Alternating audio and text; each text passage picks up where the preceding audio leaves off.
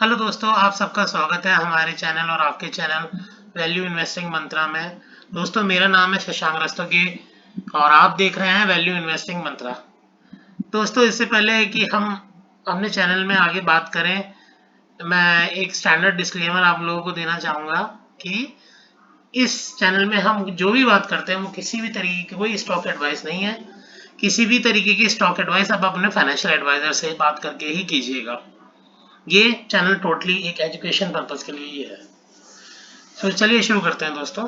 दोस्तों, आप मेरे चैनल को सब्सक्राइब करें और बेल बटन को हिट करें, जिससे मेरे आने वाले वीडियोस के बारे में आपको रेगुलर अपडेट मिलती रहे।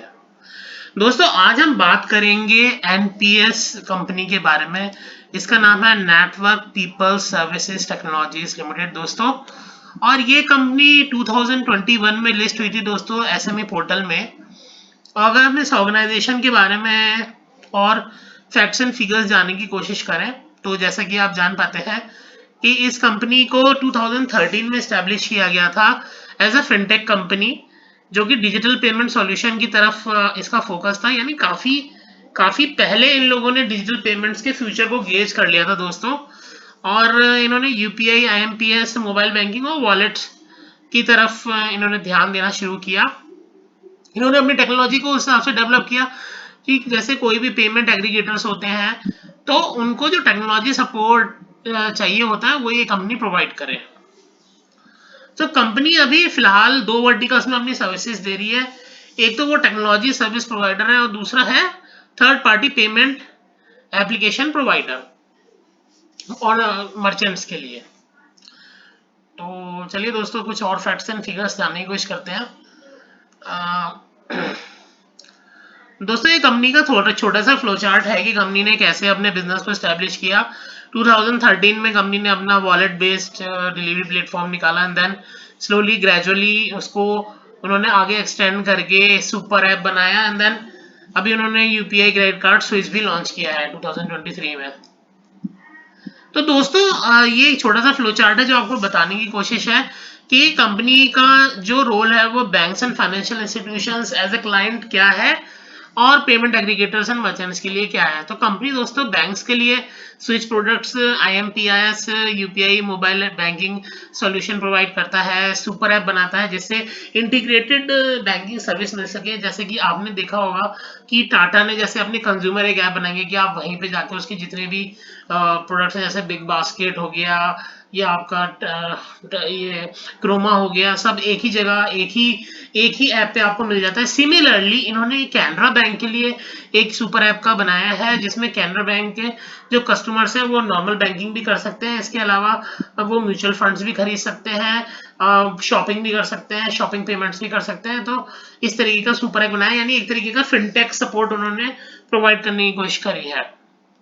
इसके अलावा कंपनी का एक प्रोडक्ट है क्यूनिक्स, जो कि मर्चेंट स्विच में हेल्प करता है दोस्तों। और अगर हम पेमेंट एग्रीगेटर और मर्चेंट्स की बात करें तो दोस्तों ये इनका इनका जो सॉल्यूशन प्रोवाइड करते हैं उसमें ईवोक हो जाता है। ईवोक यानी यूपीआई इंजन और यूपीआई प्लगइन और पे आउट सॉल्यूशन। तो इस तरीके के दोस्तों ये इनके ये बेसिकली एप्लीकेशंस हैं।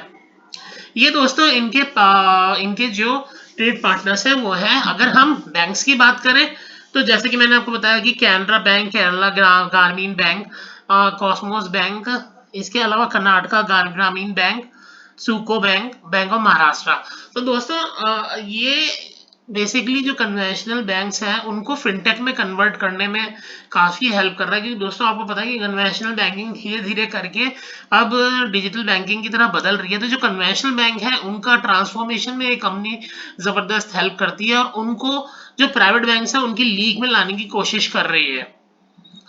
और अगर हम मर्चेंट्स की बात करें तो मर्चेंट्स में इनके जो पार्टनर्स हैं वो जुपिटर हो गया, इजी पे, डिसेंट्रो, पेजी, एयर पे, पे फाई, के पे, इंडस पे, इस तरीके के जो पेमेंट एग्रीगेटर्स हैं तो उनको ये बेसिकली सपोर्ट करता है एज ए पार्टनर।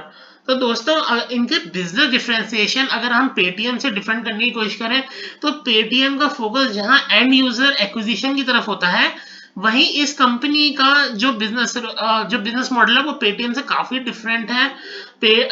ये लोग ये लोग as a technology partner help करते हैं कन्वेंशनल बैंक्स को और मर्चेंट्स को। एंड यूजर से इनका इतना रेवेन्यू इनका नहीं आता है। तो बेसिकली इनका हम कह सकते हैं kind of B to B business model है, ना कि B to C business model. तो दोस्तों अगर हम जो इनका फर्स्ट बिजनेस मॉडल है that is a technology service provider to banks and financial institution. तो उसमें ये लोग क्या करते हैं दोस्तों, उसमें ये बैंक्स फिनटेक और पीपीआईज को टारगेट करते हैं और इस तरीके की इनकी सर्विसेज हैं। आईएमपीएस स्विच हो गया, ये प्रोडक्ट है P2P एंड P2A, और यूपीआई स्विच और एमबीएस। इसके अलावा ये क्यूनिक्स मर्चेंट एक्विजिशन प्लेटफॉर्म है बैंक्स के लिए, जिसमें कि ये बैंक्स को मर्चेंट स्विच करने में हेल्प करता है और एपीआई गेटवे के थ्रू फिर मर्चेंट ऐप मर्चेंट के ऐप में जाके कस्टमर जो है स्कैन करता है और उनको पेमेंट रिसीव होता है। तो बेसिकली ये end to end product stack solution है जिससे कि कस्टमर को डिजिटल ऑफरिंग्स मिल सके। तो ये जो प्रोडक्ट है ये एक परफेक्ट प्रोडक्ट है बैंक्स के लिए, फिनटेक के लिए, सो दैट वो नए बिजनेस को एक्वायर कर सके।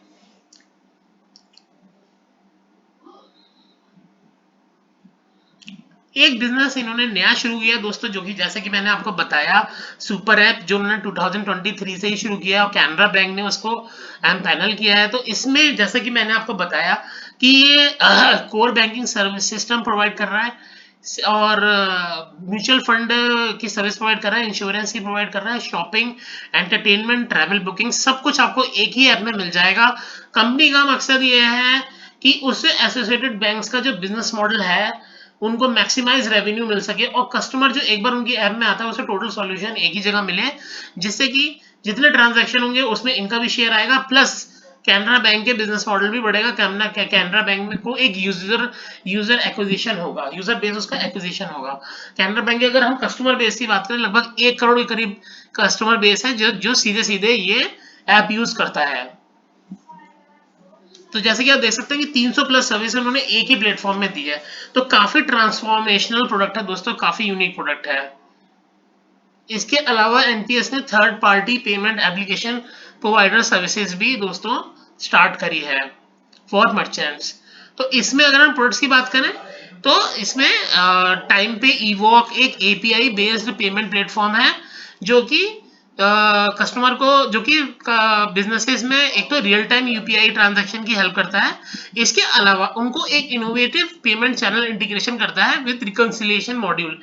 यानी कि एक सिंपल, अगर किसी बंदे को जाके अपना यूपीआई रजिस्ट्रेशन करना है तो उसे बैंक में जाना होगा, दोस्तों उसका एक ही कॉस्ट सर्व हो पाएगा। लेकिन अगर वो एनपीएस के पास आता है तो एनपीएस के पास उसको एक इनोवेशन करने का उसको एक अपॉर्चुनिटी होगा, क्योंकि वो उनके ऐप को यूज करके वो उसमें रिकंसिलेशन भी कर सकता है और अपने कुछ चेंजेस अगर उसमें कुछ डालना चाहता है तो उसको वो फ्लेक्सिबिलिटी वो ऐप प्रोवाइड करता है। तो काफी शानदार प्रोडक्ट है दोस्तों, ईवो का मार्केट में अपनी तरीके का पहला प्रोडक्ट है। जैसे कि आप देख सकते हैं कि payment aggregator, large merchant, mobile app, ERP, service provider, credit society, ये सब ये प्रोडक्ट यूज कर सकते हैं। इसके अलावा मर्चेंट्स के लिए इनका टाइम पे करके एक प्रोडक्ट भी आता है। टाइम पे पेमेंट सर्विस प्रोवाइडर एप्लीकेशन है जो कि मर्चेंट्स को पेमेंट और कलेक्शन सर्विसेज में हेल्प करता है और ये ऑटोमेटेड प्रोसेस है, इंटीग्रेटेड पेमेंट और वैल्यू चेन सर्विसेज प्रोवाइड करता है। कंपनी की जो इंटेंशन है वो ये है कि एक सिंगल प्लेटफॉर्म बनाए यूजर्स और मर्चेंट्स के लिए, जिससे कि hyper local services across community वो करवा सके।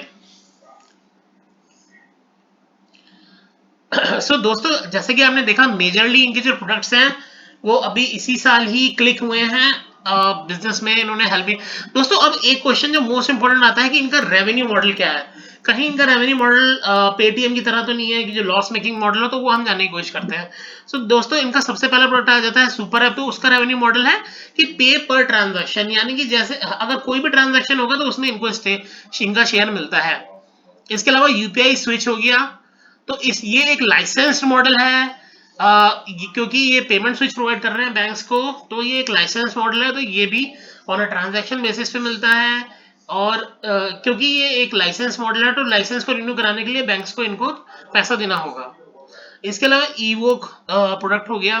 तो ईवोक प्रोडक्ट दोस्तों, जैसा मैंने आपको बताया कि ये एक एक्स्ट्रा माइलेज देता है मर्चेंट्स को, तो इसमें भी पे पर ट्रांजैक्शन बेसिस पे पैसा मिलता है। इसके अलावा क्यूनिक्स प्रोवाइड पेमेंट बिजनेस ऐप जो होती है बैंक्स और फिनटेक को, तो ये सब्सक्रिप्शन बेसिस पे चलता है, यानी एक ड्यूरेशन बेसिस पे चलता है, जिसमें एक मिनिमम सब्सक्रिप्शन मॉडल के हिसाब से पेमेंट जो है वो करना पड़ेगा मर्चेंट को, सॉरी बैंक्स या फाइनेंशियल इंस्टीट्यूशन को, एनपीएस को। तो दोस्तों काफ़ी यूनिक बिजनेस मॉडल लगा हमें, और अपने आप में बहुत ज़्यादा कंपनीज नहीं है, क्योंकि इस बिजनेस में दोस्तों अगर आप बात करें कि एक एक्स्ट्रा जो माइलेज है एनपीएस को, वो ये कि इससे काफ़ी कंप्लाइंसेस हैं। आपको इसको आरबीआई को इन्वॉल्व करना पड़ेगा, आपको इसमें बैंक्स को इन्वॉल्व करना पड़ेगा, और बैंक्स कभी भी किसी कंपनी को जो एनपैनल करेगा अपने साथ, वो मेक श्योर करेगा कि पेमेंट गेटवे से रिलेटेड कोई इश्यूज ना है, क्योंकि काफी बड़े ग्रीवियंस या लीगल इश्यूज लेटर ऑन हो सकते हैं। तो इस वजह से बहुत ज्यादा कंपनीज इस बिजनेस मॉडल में सस्टेन नहीं कर पाएंगी। अगर हम बोर्ड ऑफ डायरेक्टर्स की बात करें, तो मिस्टर दीपक चंद्र ठाकुर और मिस्टर आशीष अग्रवाल इस कंपनी को रन कर रहे हैं। दोनों का ही लगभग 18 साल का एक्सपीरियंस है इस फील्ड में। और मिस्टर दीपक चंद काफी एग्रेसिव रहे अपनी अप्रोच में। जो भी मैंने जो इंफॉर्मेशन कलेक्ट करी है, उसमें जो मैंने देखा, तो ये टोटली जो भी नए तरीके की इनोवेशन है, उसमें इनका काफी बड़ा रोल रहा है। और देखते हैं कि कंपनी आगे कैसे पैन आउट होती है। दोस्तों अगर हम कंपनी के फाइनेंशियल्स की तरफ जाएं, तो लगभग 670 करोड़ की मार्केट कैप कंपनी की हो चुकी है। आरओसी और आरओई दोनों कमाल के हैं, और इस बार जिस तरीके के रिजल्ट आए, अगर वही मेंटेन रहते हैं, तो आरओई लगभग 60% की कंपनी क्रॉक कर सकती है। डेट किसी भी तरीके का नहीं है दोस्तों। कंपनी की प्रमोटर होल्डिंग लगभग 68% है, वो किसी भी तरीके का प्लेज नहीं है। दोस्तों पी अगर हम फॉरवर्ड बेसिस देखें, तो आज की वैल्यूएशन के हिसाब से लगभग 32 की बैठती है, on a 1 year forward basis. जो अभी जून के रिजल्ट आए उनके हिसाब से अगर हम कैलकुलेट करें, तो मार्केट कैपिटल टू सेल्स भी अगर हम दोस्तों देख के चलें, तो लगभग 7 टाइम्स हो सकता है ऑन अ फॉरवर्ड बेसिस। और पैग रेशियो दोस्तों इस कंपनी का आ रहा है 0.15, जो कि काफी इंटरेस्टिंग है।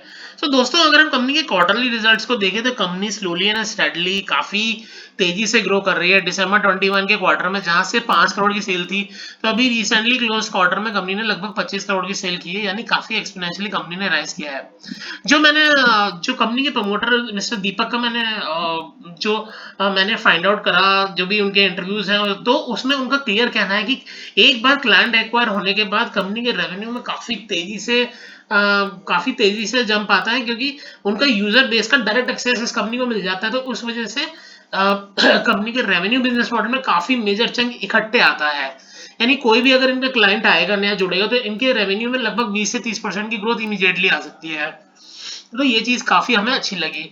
तो दोस्तों इनके जो बिजनेस मॉडल है, अगर उसमें हम ऑपरेटिंग प्रॉफिट की बात करें या ऑपरेटिंग मार्जिन की बात करें, तो मर्चेंट से इनको लगभग 40% मार्जिन आ सकता है, और लगभग 25 से 30% का मार्जिन इन्हें बैंक्स और फिनटेक से आ सकता है। तो ऑन क्यूमुलेटिव बेसिस कंपनी बात कर रही है 30 से 35% के मार्जिन की, जो कि बेहतरीन मार्जिन है दोस्तों। दोस्तों अगर हम ईयरली सेल्स को कंपेयर करें, तो 2018 में 18 करोड़ की सेल थी, लेकिन अगर हम जून 2023 की सेल को बेंचमार्क करें, जो लगभग 25 करोड़ की है, तो हमें ऐसा लगता है कि लगभग 100 करोड़ की सेल कंपनी की इस साल होनी चाहिए। और लगभग नेट प्रॉफिट जैसे उन्होंने 5 करोड़ का दिखाया है जून में, तो लगभग 20 करोड़ के करीब कंपनी का इस साल का फाइनेंशियल ईयर का एंड तक का सेल होना चाहिए। तो कंपनी ने लास्ट ईयर लगभग 7 करोड़ का सेल किया था, तो यानी लगभग अगर हम उस फॉरवर्ड बेसिस पे देखें, लगभग 120-30% की प्रॉफिट ग्रोथ कंपनी की रह सकती है। इसके अलावा दोस्तों कंपनी की अगर हम बैलेंस शीट देखें, किसी भी तरीके कोई भी लोन नहीं है, और कैश फ्लो ऑपरेशन दोस्तों अगर हम देखें तो पॉजिटिव रहे हैं 12 करोड़ की, जो कि बहुत ही एक कॉन्फिडेंस बढ़ाने वाली चीज है। और अगर हम शेयर होल्डिंग पैटर्न देखते हैं दोस्तों तो प्रोमोटर्स पे लगभग 67-68% की हिस्सेदारी है, 10% लगभग डीआईज पे है, और कुछ बड़े नाम भी दोस्तों इसमें इन्वेस्टेड है, जैसे कि मनोज तुलसियान जी, अंशुल अग्रवाल, और राजीव बैरी, अलका तुलसियान, होलानी कंसल्टेंट्स, मॉडर्स कॉर्पोरेट, यानी काफी एचएनआई ग्रुप्स ने भी इसमें इन्वेस्टमेंट कर रखे हैं। दोस्तों आपको अपने फाइनेंशियल एडवाइजर से बात करके अगर आपको लगे तो आप इस कंपनी के बारे में सोच सकते हैं। हमारा किसी भी तरीके का इन्वेस्टमेंट एडवाइस नहीं है दोस्तों। इसी तरीके के वीडियोस के लिए दोस्तों बने रहे हमारे चैनल पे। Thank you so much for watching.